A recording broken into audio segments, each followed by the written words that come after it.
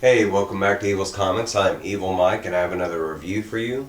Um, from DC Comics, this is Arkham City, Order of the World, issue number 3. It is written by Dan Waters. Artist is Dani.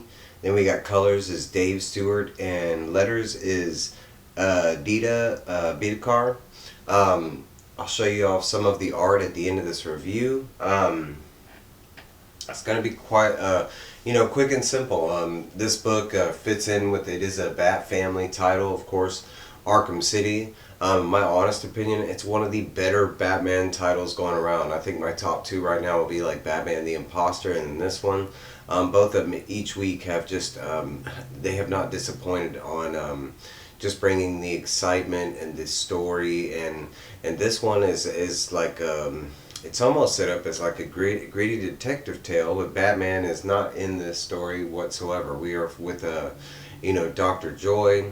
I'm forgetting her last name. We're just going to go with that. Mike is bad with names. But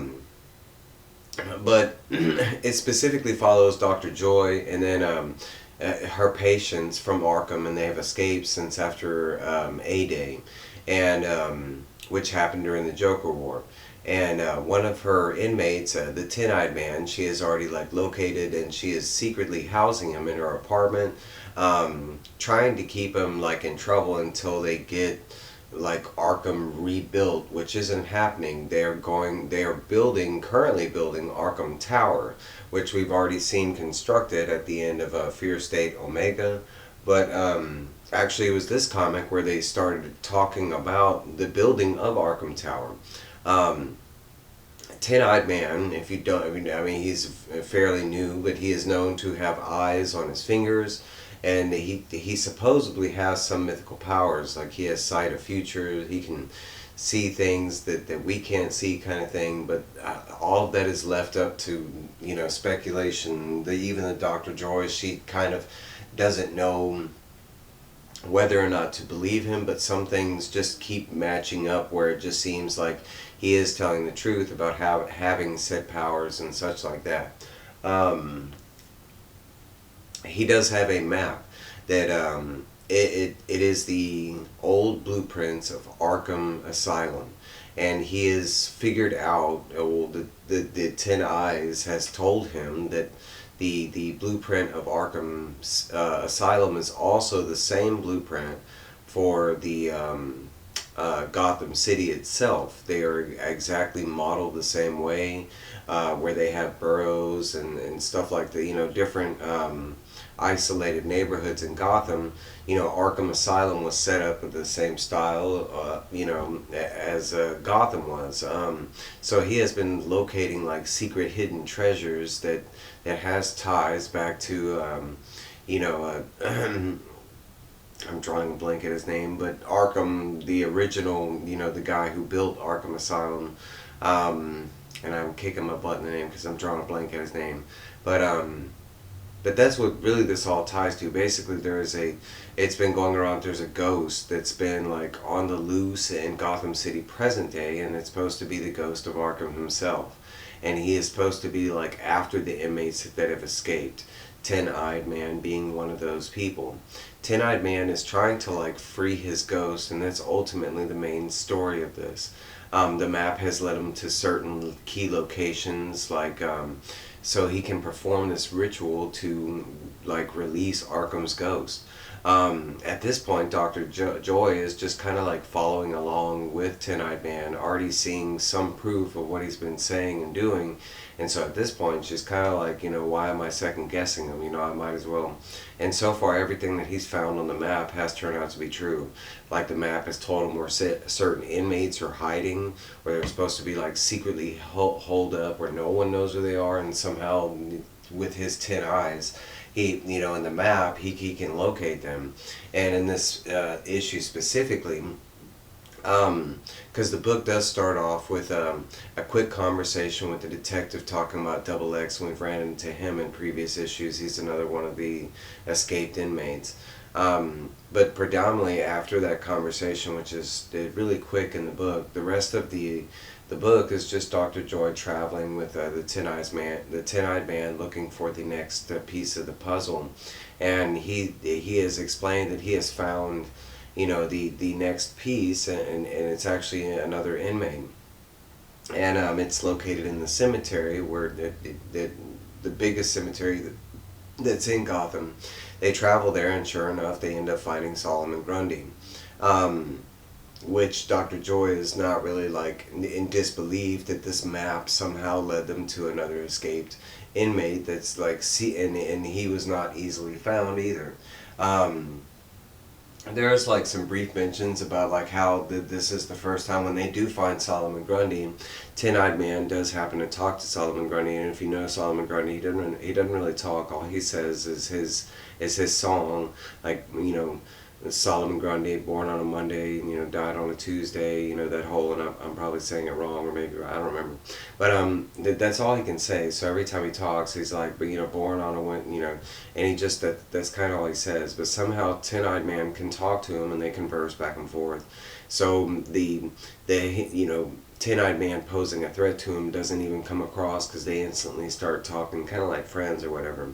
And Dr. Joy is more seen as a threat by Solomon Grundy, because she was, one of the people, professional that was working at Arkham Asylum, that, while he was locked up, kind of thing. But eventually, Solomon Grundy, he starts talking to TenEyed Man, and TenEyed Man starts asking him questions, and basically it's like since Solomon Grundy's from the beginning, like before Gotham was Gotham. So since he is from that time, he has seen like how Gotham has, over the years and stuff like that, and even before, Arkham, the man Arkham built Arkham Asylum and all that, and he's, because he went through the beginning stages of Arkham Asylum, Solomon Grundy's always kind of been there, in and out kind of thing. So like a big part of the book is this history lesson on like kind of what Solomon Grundy has seen through the years, the weird testing that they performed on Solomon Grundy, the fact that they found out that he really couldn't die, that you could kill him and he would just reanimate, kind of thing. And it ties into that song. It doesn't matter when you kill him, but he's going to be reborn on that Monday. But eventually the Solomon Grundy tells him the next piece of the puzzle is Arkham's Soul, Arkham's skull, and that's why he's telling him the story about the past and this and that, because leading back to the past, they find out where Arkham was actually buried, and he wasn't even buried in the cemetery. He was buried currently in Gotham Central Park, and the story goes into back in the day, they were just the asylum was, so many things happened, and they didn't really have a cemetery to bury their dead at, and because nobody could find their next of kin, or various reasons, but eventually they just, at a low cost, they would bury people in this other spot, and it happened to turn into the Gotham Central Park. And she does end up going there with the TenEyed Man, and just like the map, and just like Grundy had foretold, sure enough, the skull was buried beneath a tree that she ends up digging out, while Solomon Grundy and TenEyed Man kind of hide in this alley to make sure they don't get spotted by the cops, kind of thing.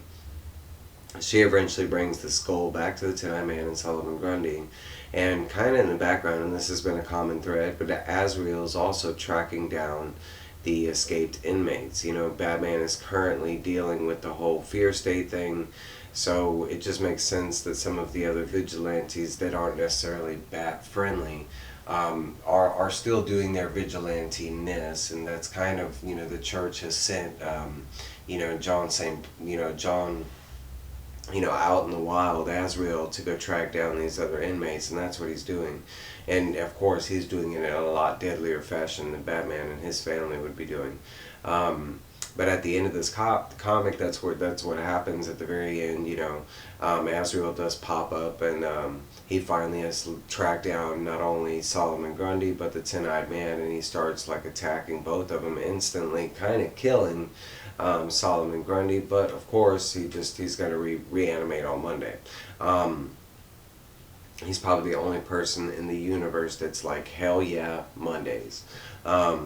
Okay, so after Azrael decapitates Solomon Grundy, TenEyed Man kind of just out of nowhere like hops on his back, and he starts like he has this weird, he already has this weird flexibility in this the TenEyed Man does, and he's kind of like wrapped his legs in his arms, and Azrael can't really deal with them, and eventually like trying to get the TenEyed Man off of him, Azrael eventually like backs towards like kind of a ledge or something that leads to the sewer or something, and TenEyed Man kind of kicks him off, and Azrael falls down, not to his death or anything like that, but just momentarily displacing, Azrael, so they can kind of, Dr. Joy and TenEyed Man can take off. They end up leaving Solomon Grundy's corpse there.